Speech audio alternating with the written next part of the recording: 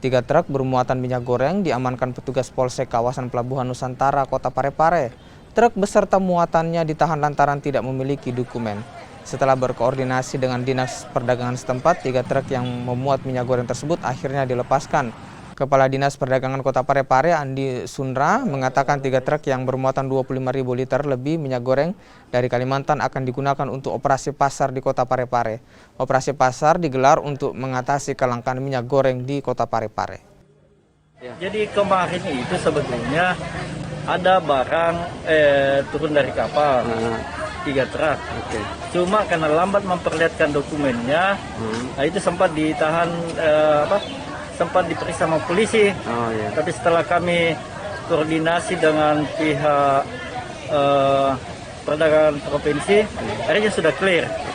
Makanya barangnya sebagian kami simpan di Dinas Perdagangan Kota Parepare untuk memastikan bahwa memang ini untuk operasi pasar. Dan inilah yang kita hasil dari kemarin.